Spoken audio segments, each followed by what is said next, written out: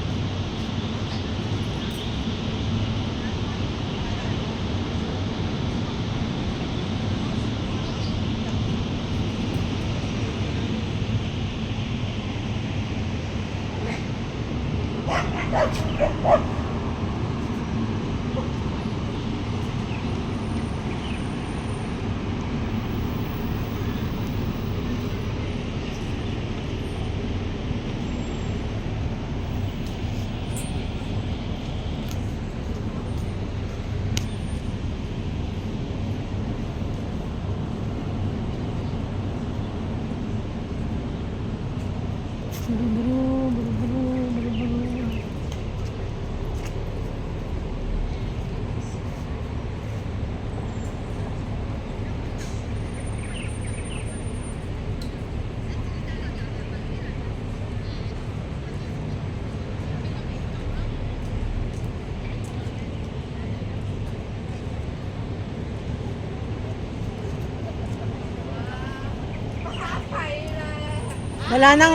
Wala nang premiere to eh.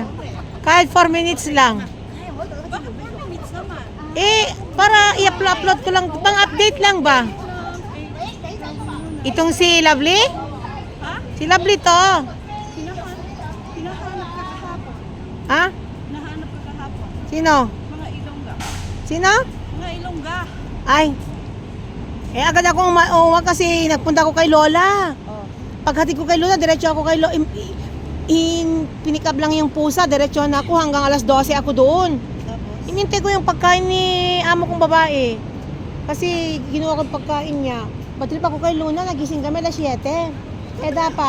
Dapat tapos na siya Ay hindi, alas 8:15 na, nagpre-premiere ako, di pa nakabihis, di pa na-toothbrush. Ako, kaya nga, Nagaganyan siya andun nga ako sa premiere mo, hindi ako makadukduk kasi hawak ko yung toothbrush. Nagaganyan siya. After ng toothbrush, naka-ano naman ako sa gatas. Pinagsabihan ko na kahit naririnig mag-asawa. Sabi ko, tama pala sabi ng nanay mo, pasaway ka. Sabi ko, impolite ka. Ginanong ko na nga lang, kahit marinig yung tatay niya. Impolite ka, ginanong ko. Mainis ako sa kanya, alas 7, kaya pala nagko-complain ang nanay niya. Na talaga palang pasaway, naggaganyan daw siya, o di totoo pala. Kaya sabi ko, di naranasan mo madam? Sabi ko, yes. Sabi niya, sinabi ko doon kay amo mong lalaki na ang ugali niya. Sabi niya, so alam na niya. Alam na niya. Ngayon, naranasan nila ng wala ko. Kaya minsan nagagalit ako madam dahil sa ugali na, I know, naintindihan kita. Kaya nga sabi niya ngayon. Napakahirap kaya mag-alaga ng bata. Kaya sabi na, naranasan ko, Cherry, tama ka. Sabi niya sa akin. Gusto mo ba yan?